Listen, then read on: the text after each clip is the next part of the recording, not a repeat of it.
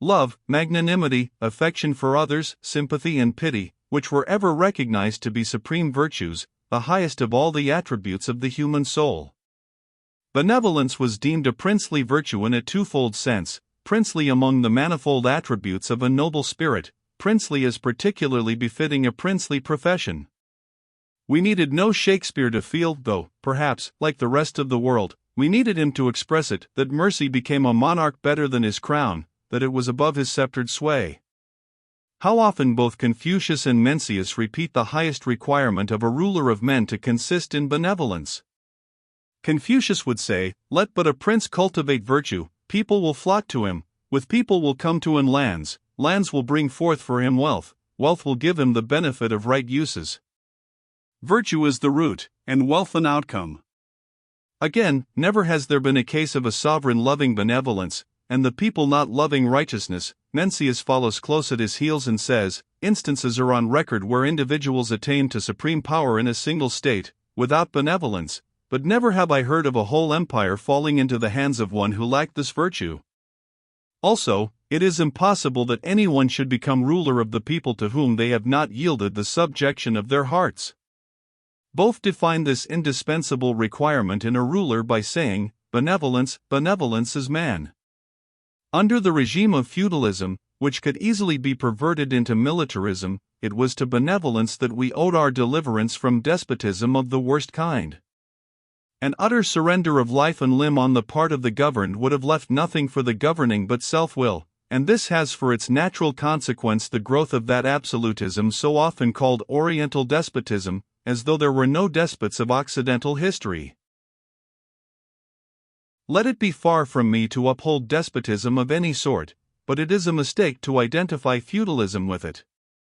When Frederick the Great wrote that kings are the first servants of the state, jurists thought rightly that a new era was reached in the development of freedom. Strangely coinciding in time, in the backwoods of northwestern Japan, Yozen of Yonezawa made exactly the same declaration, showing that feudalism was not all tyranny and oppression. A feudal prince, although unmindful of owing reciprocal obligations to his vassals, felt a higher sense of responsibility to his ancestors and to heaven. He was a father to his subjects, whom heaven entrusted to his care. In a sense not usually assigned to the term, Bushido accepted and corroborated paternal government, paternal also as opposed to the less interested avuncular government, Uncle Sam's, to wit. The difference between a despotic and a paternal government lies in this, that in the one the people obey reluctantly, while in the other they do so with that proud submission, that dignified obedience, that subordination of heart which kept alive, even in servitude itself, the spirit of exalted freedom. 8. The old saying is not entirely false which called the King of England the King of Devils, because of his subjects often insurrections against, and depositions of, their princes, and which made the French monarch the King of Asses, because of their infinite taxes and impositions, but which gave the title of the King of Men to the sovereign of Spain because of his subjects' willing obedience. But enough. 8. Burke, French Revolution. Virtue and absolute power may strike the Anglo-Saxon mind as terms which it is impossible to harmonize. Pobedonostsev has clearly set before us the contrast in the foundations of English and other European communities, namely that these were organized on the basis of common interest, while that was distinguished by a strongly developed independent personality. What this Russian statesman says of the personal dependence of individuals on some social alliance and in the end of ends of the state, among the continental nations of Europe and particularly among Slavonic peoples, is doubly true of the Japanese. Hence not only is a free exercise of monarchical power not felt as heavily by us as in Europe, but it is generally moderated by parental consideration for the feelings of the people. Absolutism, says Bismarck, primarily demands in the ruler impartiality, honesty, devotion to duty, energy and inward humility. If I may be allowed to make one more quotation on this subject, I will cite from the speech of the German emperor at Koblenz, in which he spoke of kingship, by the grace of God, with its heavy duties, its tremendous responsibility to the Creator alone, from which no man, no minister, no parliament, can release the monarch. We knew benevolence was a tender virtue and motherlike. If upright rectitude and stern justice were peculiarly masculine, mercy had the gentleness and the persuasiveness of a feminine nature. We were warned against indulging in indiscriminate charity, without seasoning it with justice and rectitude. Massimune expressed it well in his oft-quoted aphorism, "Rectitude carried to excess hardens into stiffness, benevolence indulged beyond measure sinks into weakness." Fortunately, mercy was not so rare as it was beautiful, for it is universally true that the bravest are the tenderest, the loving are the daring.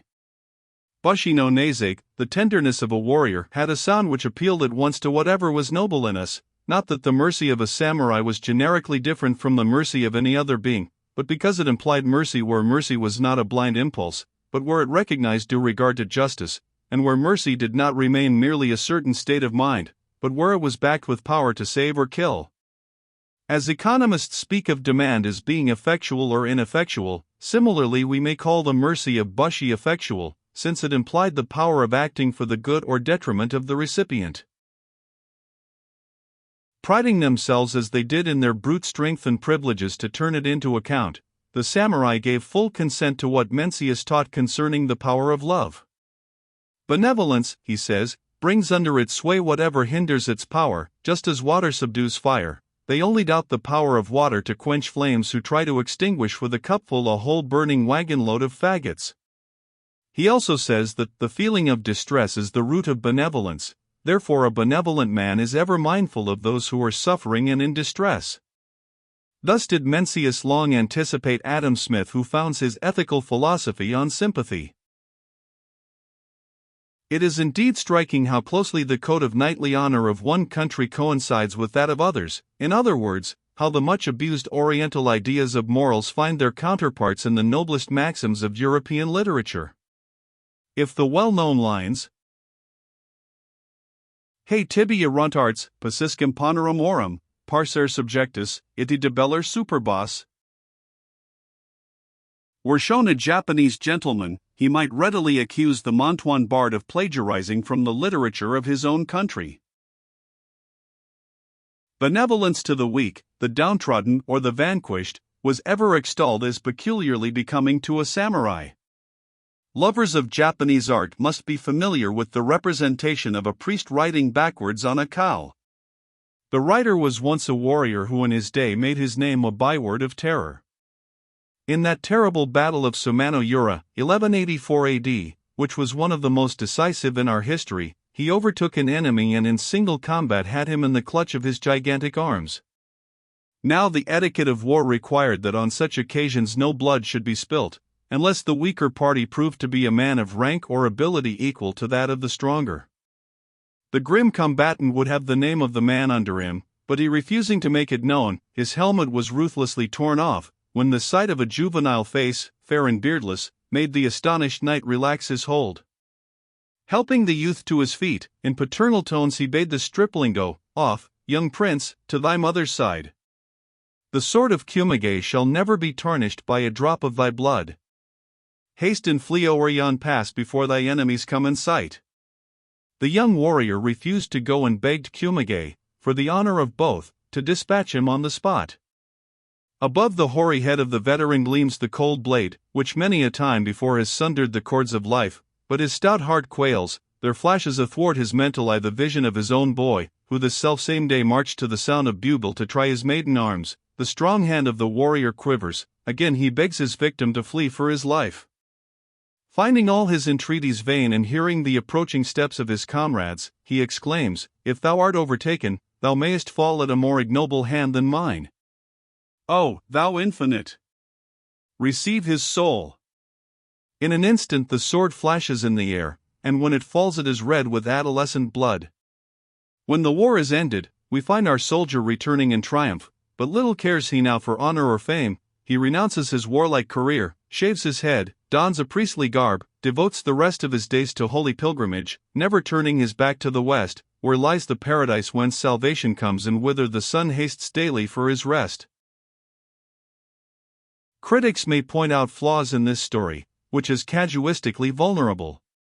Let it be, all the same it shows that tenderness, pity and love were traits which adorned the most sanguinary exploits of the samurai. It was an old maxim among them that it becometh not the fowler to slay the bird which takes refuge in his bosom. This in a large measure explains why the Red Cross movement, considered peculiarly Christian, so readily found a firm footing among us.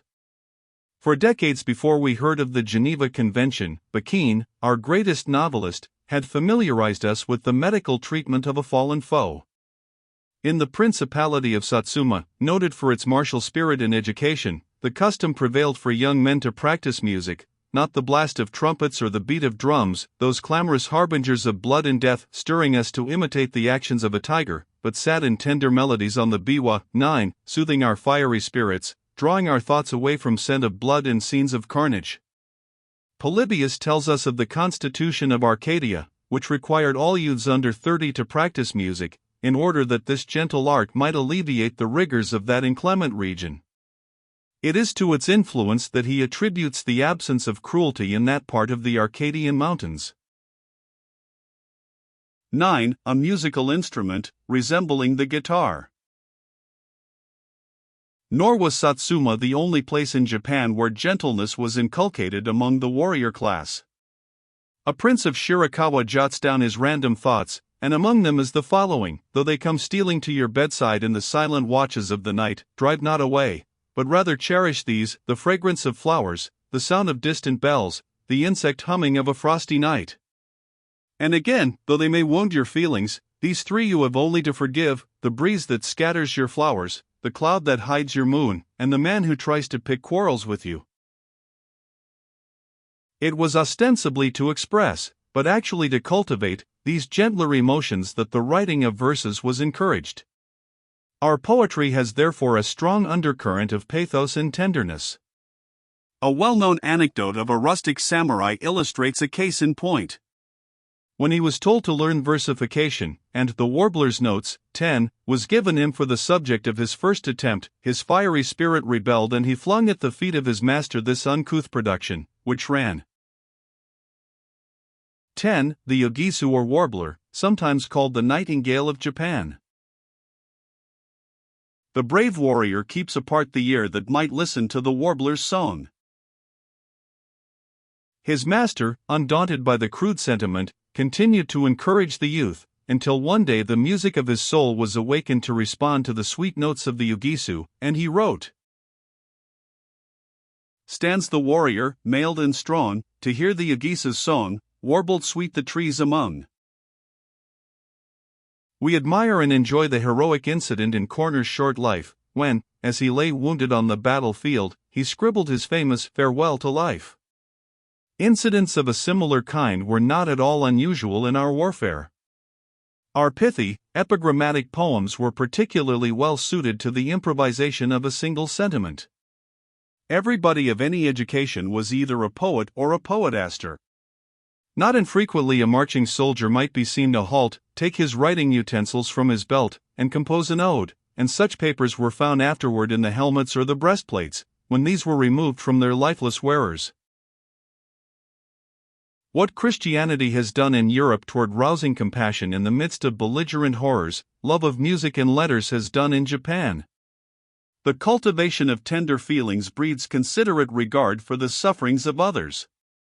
Modesty and complaisance, actuated by respect for others' feelings, are at the root of